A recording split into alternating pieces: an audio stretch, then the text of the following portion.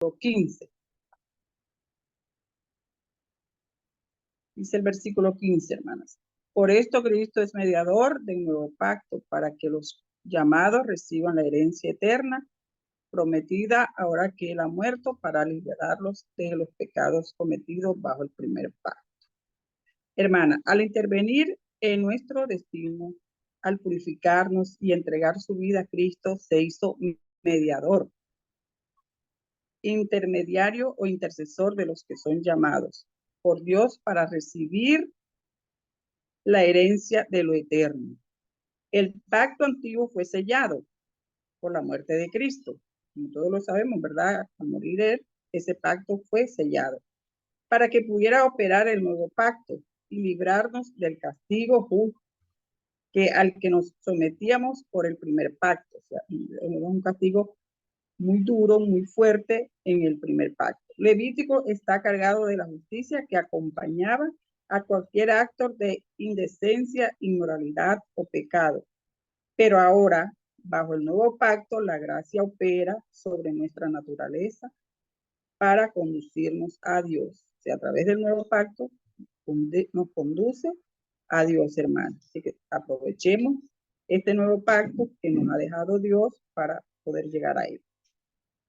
Hebreos 9:16 dice, en el caso de un testamento es necesario constatar la muerte del testador. Sabemos que si Jesucristo no muere, nosotros no tuviéramos derecho a este nuevo pacto, ¿verdad? Es como una herencia, que si nuestro familiar, nuestra mamá o nuestro padre nos dejan el testamento, mientras que ellos no mueran, nosotros no tenemos derecho a esa herencia.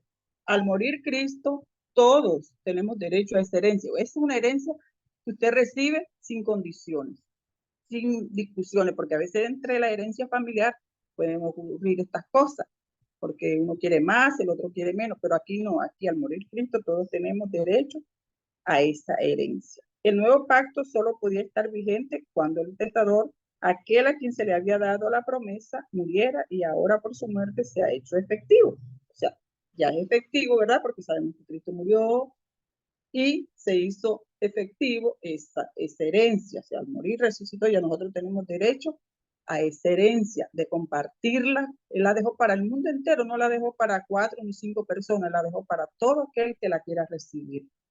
Tiene derecho a esa herencia. Mientras que si usted deja un testamento, una herencia, nomás tienen derecho sus familiares.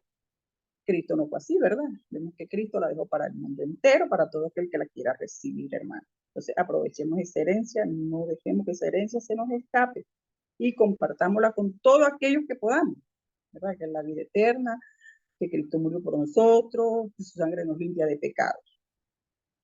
El 17 dice, pues un testamento solo adquiere validez cuando el testador muere y no entra en vigor mientras vive. Como le repetía, mientras que estuviera vivo no podía ser vigente. Al morir Jesús, bueno, se hizo efectivo. Como un buen detective que va de pista por pista, el escritor con gran denuedo y sabiduría nos conduce a Cristo de una forma tan profunda que es difícil de comprender con una sola lectura. Se debe meditar con frecuencia para reconocer la verdad que estos versículos disponen con gran entendimiento, y el testador ahora muerto puede hacer disponible la bendición que su testamento entregaba a la humanidad y que se encontraba, ¿verdad? Entonces, ya es disponible, ¿verdad? Para toda la humanidad. Tenemos derecho a esa herencia. Está disponible para todo, ¿verdad? Encontramos aquí encontramos aquí porque Cristo debía morir en la cruz y cumplir con lo que la ley exigía. Muere para cumplir lo que la ley estaba exigiendo. Sin ello, aún el antiguo pacto aún estaría vigente y nos impediría conocer a Dios tal cual podemos conocerle hoy en día. Si esto no hubiera ocurrido, nosotros no estuviéramos aquí. Porque ¿quién de nosotros iba a cumplir la ley? La ley nosotros no seríamos capaces de cumplir, porque antes, en el antiguo pacto, el que cometiera pecado moría enseguida, ¿verdad? Pero hoy en día, al cumplir Jesús la ley por nosotros, podemos tener acceso a Dios, a esa herencia, y cuidarla, porque nosotros debemos de cuidar esa herencia que Jesús nos dejó, que el Padre nos dejó para tener derecho a estar en la presencia de Dios. Y compartirla, hermana, es una herencia que podemos compartirla. Hebreos 9:18 nos dice, de aquí que ni siquiera el primer pacto se haya establecido sin sangre. Todos los pactos cumplen un requisito de participar de la sangre, o sea, por medio de la sangre nosotros somos limpiados de pecado, por medio de la sangre de ¿quién? De Jesucristo. A veces volvemos al pecado. ¿Qué hacemos con la sangre de Jesucristo? Cuando nos ha limpiado, la pisoteamos de nuevo. ¿Por qué? Porque volvemos al pecado, cometemos pecado y ensuciamos la sangre de Cristo, la pisoteamos. Nosotros no debemos de volver atrás ni pisotear la sangre de Cristo, porque ya hemos sido limpios una vez y para siempre, como lo hizo Jesucristo, murió una vez y para siempre. Para ser establecidos porque tuvieran vigencia, por ello el nuevo pacto exigía la sangre. La sangre ya no era la sangre de cordero, de toros, de ovejos, de nada de eso, sino la sangre de un ser humano. ¿Y quién era ese ser humano? Jesucristo. Él cumplió por nosotras, hermanas. Exigía la sangre completa de un inocente. ¿Quién era ese inocente? Jesucristo. Porque yo no podía morir por la humanidad. Ninguna de nosotras, porque esa no era sangre inocente, pero mientras que Jesús sí lo pudo hacer porque esa era una sangre de un inocente. Pero ya no servía el sacrificio de la naturaleza como se hacía antes, ¿verdad? Se cumplía en el antiguo pacto, era por animales y se hacía estas cosas, pero hoy en día, al morir Cristo, ya no se necesita de eso, de la naturaleza terrenal. Un nuevo Adán que pudiera dar un nuevo rumbo a la humanidad sumergida en la mentira. Eso era ¿quién? Cristo, para darle un nuevo rumbo a esta humanidad corrompida en la mentira, en el engaño que vive este mundo hoy en día. Tiene la oportunidad de adquirir ese pacto, de adquirir esa herencia y salir de ese mundo sumergido de mentira, de engaños, ¿verdad? Y a veces no aprovechan esta herencia. Esta herencia hay que saberla aprovechar y saberla llevar a las demás personas, anunciársela, regalársela a las demás personas. La sangre es el fluido del que se compone la vida del hombre. Sin ella es imposible la vida.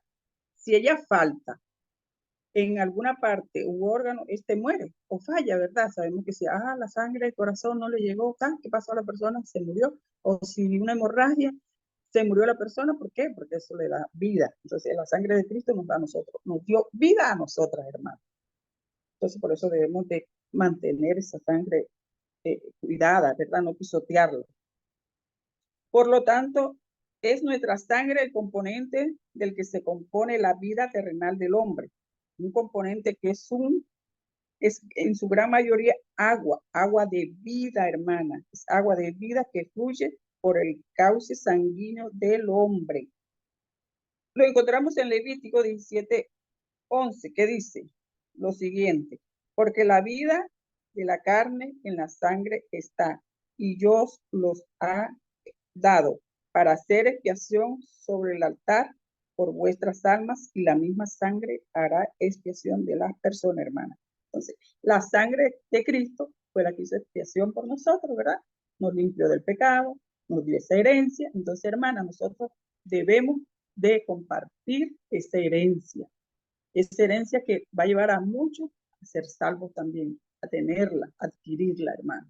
No despreciemos esta herencia, porque a veces la despreciamos, pisoteamos la sangre de Cristo, volvemos al pecado, ya cuando Cristo hizo el sacrificio por nosotros una sola vez y para siempre, hermano. Así que las invito a que aprovechemos esta herencia. Dios me las bendiga.